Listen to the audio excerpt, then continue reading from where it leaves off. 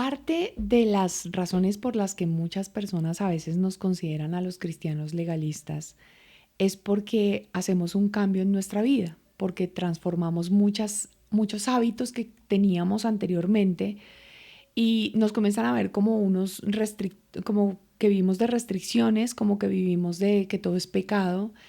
Y realmente algo que he aprendido en este camino es que muchas veces seguir a Cristo significa dejar cosas viejas. Por eso él mismo dice eh, que ya las cosas viejas pasaron, que con él somos nuevas criaturas. Y yo creo que esto no tiene que generar resistencia. Como lo mencioné en un anterior capítulo, definitivamente una de mis resistencias era decir, tengo que dejar el vallenato. Dios, yo te sigo, pero no quiero dejar el vallenato. Lo curioso de esto es que no hubo resistencia. Hoy en día no escucho vallenato porque con el tiempo fui llenando mi vida de otra música que me ayudaba muchísimo más y fui apartándome de muchas cosas que tal vez quitaban la paz y el regocijo que yo siento al seguir a Jesús. Entonces, esto me lleva a un aprendizaje que quiero compartirle y es que para ser bendecido debemos ser bendecibles. Las personas discuten y por qué los cristianos tienen que esperar a tener a tener su esposa o a su esposo para poder tener relaciones sexuales, que es lo que Dios le llama fornicación. Si nos vamos a algo simple, nos damos cuenta de cosas que yo, por ejemplo, he podido observar a través del tiempo. Cuando yo tengo relaciones sexuales con una persona que no es mi matrimonio, mi esposo, que no es mi cónyuge, pues yo corro muchos riesgos, desde enfermedades de transmisión sexual, porque ¿quién me dice que no? Si una persona también está teniendo relaciones con otras, yo soy presa fácil de de tener enfermedades en el momento de tener una relación sexual. Y también pueden pasar otra serie de cosas, hijos no deseados, abortos que son provocados. ¿Por qué? Porque no estaban dentro del plan de Dios. Y yo creo que eso es algo simple. Fui una persona que también antes de casarme eh, forniqué, pues tuve relaciones íntimas con otras personas. Y hoy digo, ¿cuántas consecuencias de haber hecho esas cosas sin la aprobación de Dios?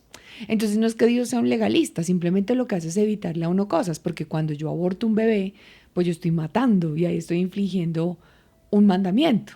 Entonces, a veces es simplemente cuidarse un poco más. Es como yo me vuelvo un poco más bendecido. Y bendecido es ser más correcto. Los cristianos no consumimos licor, porque es que somos unos legalistas. Pero resulta que es que cuando nosotros estamos influenciados por el licor, cometemos muchos errores. Resulta que el mismo Jesús lo dijo. Jesús nos habló sobre el tema de los excesos, las personas que se emborrachan con vino que los lleva a la perdición. Y según la historia bíblica, muchas personas que no controlaron los vinos en algún momento o el licor pudieron llegar a cometer faltas muy graves. Yo personalmente lo acepto. Con exceso de licor cometí muchos errores, cosas de las que después me estaba arrepintiendo. Una cosa muy diferente es que yo me tome un vino en la cena, pero otra cosa es muy distinta cuando me tomo un vino, más otro vino, más otro vino, más otro vino, y esto me lleva a alterar mis funciones normales y termino cometiendo locuras. Entonces, no es legalismo. Es que los cristianos no escuchan música del mundo. Lo que pasa es que cuando usted comienza a conocer de Cristo, cuando usted comienza a escuchar buenas noticias, pues usted se aparta de toda esa música que tal vez le puede aportar tristeza, depresión, nostalgia, soledad, que en el fondo afloran en usted emociones que no son tan chéveres. No me gusta hablar mal de nada, pero hay una música popular que está muy en moda que lo que hace es denigrar a la mujer. Entonces yo digo, ¿para qué escuchamos eso? Si en lugar de ayudarnos a crecer, si en lugar de ayudarnos a recobrar la fe, lo que hace es que nos baja por completo como seres humanos y como mujeres, por ejemplo. Entonces hay cosas que no es que sean tan, eso es una prohibición. Es que si usted lo ve, usted aprende lo que está bien y le hace bien a usted y lo que no está tan bien y le hace mal a usted.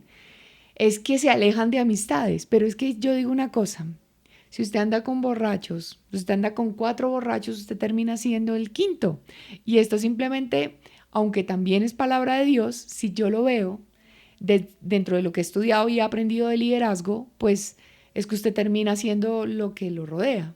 Usted termina siendo influenciado por las personas que están a su lado. Usted es el producto de las personas con las que más tiempo está. Entonces, ¿por qué no buscar amistades o relaciones que lo edifiquen y que lo hagan crecer? Y precisamente aquí voy a ese punto de no es legalismo, es simplemente que si usted tiene un estilo de vida más tranquilo, un estilo de vida más consciente, en el que usted se alimenta todos los días de esos preceptos que dejó Cristo, pues usted definitivamente va a tener una mejor vida. Cuando usted quiera conocer más de Jesucristo, que en mi caso pues soy cristiana como se lo menciono, yo le invito a que comience a leer el Nuevo Testamento. Hay gente que dice mitos también. Es que el que lee la Biblia se enloquece. Entonces yo estoy demasiado loca porque la he leído, no sé, 4 veces por ahí. Todos los días la leo, entonces vuelvo y otra vez, vuelvo y otra vez. Hay cosas, por ejemplo, en el Antiguo Testamento que son un poco más complejas de entender. Pero, por ejemplo, si usted quiere recibir instrucción a través del Nuevo Testamento, del Antiguo Testamento, lo invito a que lea los salmos. Los salmos son algo hermosísimo. Muchos son salmos que hizo el rey David, que son muy profundos y que cuando usted los ve, pues definitivamente lo que hacen es recordar la vulnerabilidad como seres humanos. Por ejemplo, imagínese o uno de los más populares que uno ve pegados en la pared de muchos lugares, que es el Salmo 23. El Salmo 23 lo que dice es esto. Dice, el Señor es mi pastor, nada me falta. En verdes pastos me hace descansar, junto a tranquilas aguas me conduce, me infunde nuevas fuerzas. Me guía por sendas de justicia por amor a su nombre. Aun si voy por valles tenebrosos, no temo peligro alguno, porque tú estás a mi lado. Tu vara de pastor me reconforta. Dispones ante mí un banquete en presencia de mis enemigos. Has ungido con perfume mi cabeza, has llenado mi copa a rebosar. La bondad y el amor me seguirán todos los días de mi vida, y en la casa del Señor habitaré por siempre. Entonces, si usted quiere leer estos salmos que reconfortan el alma, que nos ayudan a tener más cercanía a Dios porque podemos vivir sus promesas, yo le invito a que todos los días se lea un salmo de la Biblia. Es hermoso. Desde el primero hasta el último salmo, si no me equivoco, y lo voy a corroborar acá, que es el Salmo 150. Son 150 promesas hermosas de Dios, donde David desde su aflicción y hombres de fe, desde su aflicción le clamaban a Dios y le pedían por ayuda. Nosotros también lo podemos hacer. Usted puede acudir a la Biblia, buscar Mateo, que es el primer libro de la Biblia, del Nuevo Testamento, donde cuenta toda la historia de Jesucristo. Entonces acá viene algo y la gente... y respeto bastante. María fue una mujer maravillosa, fue la madre de Jesús, una mujer sin mancha, una mujer impecable, que era virgen antes de llegar al matrimonio. Ella se guardaba para José, que era su prometido, y Dios, como conoció el corazón de ella, la escogió y le dijo, tú vas a ser la madre de mi hijo. Entonces él tenía que tener naturaleza humana y naturaleza divina. Por eso ella, una mujer sin mancha, fue escogida para darle la vida a Jesucristo. Y ella fue la mamá de Jesucristo. Pero también Dios dice que el único intercesor ante Él es Jesucristo, no es María. Por eso María la tenemos que ver como la madre de nuestro Señor, pero no es intercesora. Por eso no tenemos que ni nombrarla a Dios, porque es que eso es un error que se ha cometido a través del tiempo. Es que la endiosamos. Y recuerde que hablamos en el anterior capítulo que Dios no quiere que honremos algo diferente a Él. Acá lo dice. Acá nos habla también de la visita de lo que nosotros llamamos los reyes, pero fueron unos sabios que venían desde Egipto a visitarlo, pues a conocer al Salvador. Ellos venían a conocerlo porque ellos sabían quién era.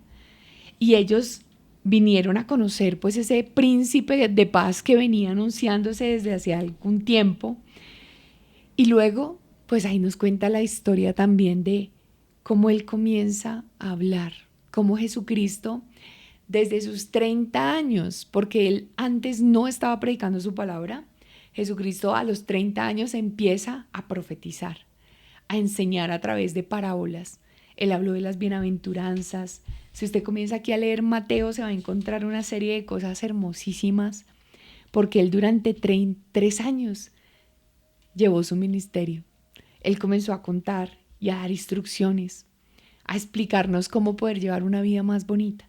Cuando usted comienza a leer Mateo, usted dice, wow, por ejemplo, cuando habla de la parábola de la mala hierba, que habla de lo que siembra, de lo que uno cosecha, todo lo que él comienza a contar, cuando habla de que Jesús alimenta a los 5,000, y es que Jesús recibió una noticia de que muchas personas se sentaron a escuchar su palabra, y Jesús resulta que pues ve que las personas llevaban mucho tiempo ahí, los discípulos tenían solamente 5 panes y 2 peces, y eran miles de personas. Entonces él comienza a bendecir los panes y los peces y comienza a ver cómo esto se multiplica y hasta sobran cestas con comida. Y esta es una misión, este es un mensaje para nosotros ahora, donde muchas veces Dios multiplica, pero que nosotros tenemos que tener más fe. Dios se fue a algunos lugares, Jesús se fue a algunos lugares y no hizo milagros. ¿Sabe por qué? Porque faltó fe. Porque dice que sin fe es imposible agradar a Dios. Y fe es pedirle a Dios que llueva y así esté haciendo un sol divino, sacar la sombrilla. Porque yo creo en que Él lo puede hacer. Esa es la fe. Así como Jesús alimenta a los 4,000 y Jesús multiplica el vino en una boda, porque ahí es cuando hace su primer milagro gracias a su madre que le dice se acabó el vino para los invitados y Él llega y hace un vino delicioso, pues Él nos comienza a mostrar todo lo que Él es capaz cuando nosotros permitimos que Él esté en nuestra vida. Pero Jesús también fue tentado y en Lucas nos cuenta sobre esto.